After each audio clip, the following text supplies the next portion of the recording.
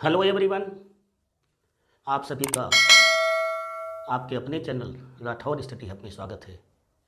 बच्चों, प्रतियोगी परीक्षाओं के लिए हम आज आपको एक बहुत ही अच्छा टॉपिक समझाने जा रहे हैं, गुणनखंडों का योग, सम ऑफ फैक्टर्स।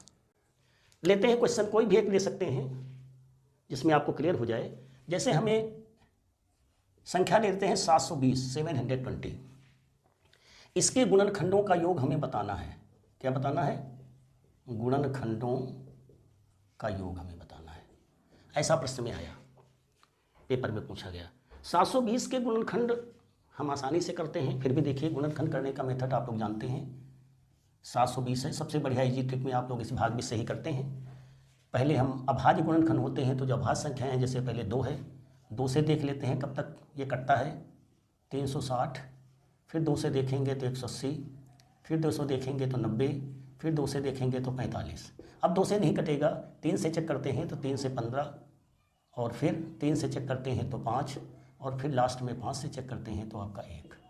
इस तरह से अगर हम देख लें तो अभाज्य गुणनखंड में जब तक भाग करते करते 1 ना जाए तब तक हम भाग करते रहते हैं अभाज्य संख्याओं से। 2, 3, 5, 7, 11 इस तरह से। अब ये काम हमारा आसानी से हो गया। बच्चों, आपको ये बात समझ में आ गई होगी, प्राय आप करते हैं, फिर भी हमने क्लियर किया है कि कैसे गुणनखंड करेंगे। तो 720 के गुणनखंड, पहला स्टेप हमारा क्या होगा? गुणनखंड करेंगे तो हमारे 2 कितने मिले? 1, 2, 3, 4, 2 की घात 4 मिल गया हमको गुणित। फिर 3 की घात में हमको 2 मिल गया, और 5 में घात अगर देखी जाए तो 1 है, तो हम लिखें, कोई आवश्यकता नहीं लिखने की, 1 घात। ये तो रही आपके अभाज्य गुणनखंड की। अब आपको गुणनखंडों का योग बताना है। गुणनखंडों का योग, इसके लिए सबसे बढ़िया ट्रिक ये होती है कि जो गुणनखंड हमारे दिए हुए हैं उनको हम 0 से लेकर के जितनी घात तक दिए उतनी घात तक हम योग ले जाते हैं।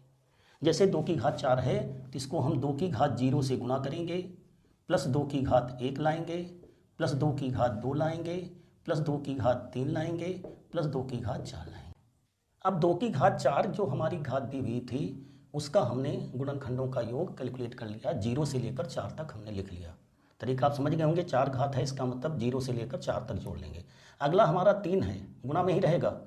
3 में 2 घातें हैं, तो 3 की घात 0 प्लस 3 की घात 1 प्लस 3 की घात 2। इसके बाद हमारा 5 है, 5 में 1 घात है, तो 5 की घात 0 प्लस 5 की घात 1।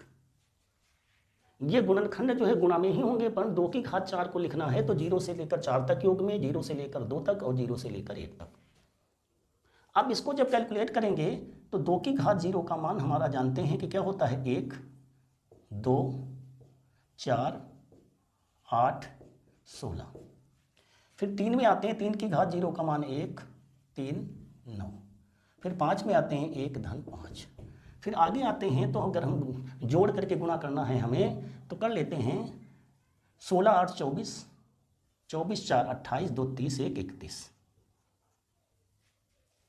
9, 3, 12, 1, 13, 5, 1, 6।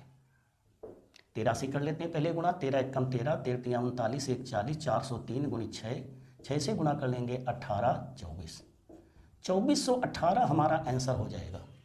इसका मतलब जो गुणनखंड और गुणनखंडों के योग में डिफरेंस है, मतलब जितने इसके गुणनखंड मिलते हैं उनका योग क्या होगा।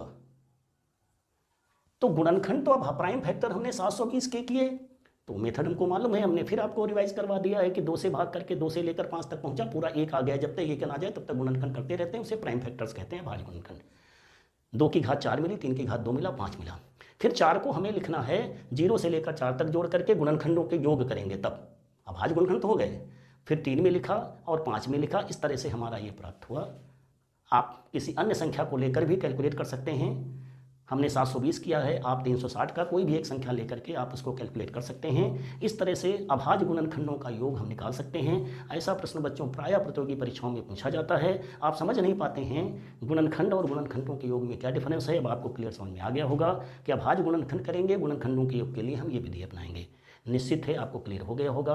आप हमारे चैनल में बने रहिए, लगातार देखते रहिए, जुड़े रहिए, लाइक सब्सक्राइब शेयर जरूर करते रहिएगा, जिससे और बच्चों को भी फायदा हो। इसी तरह से प्रतियोगी परीक्षाओं में आने वाले टॉपिक हम आपको बताते रहेंगे। थैंक यू, धन्यवाद।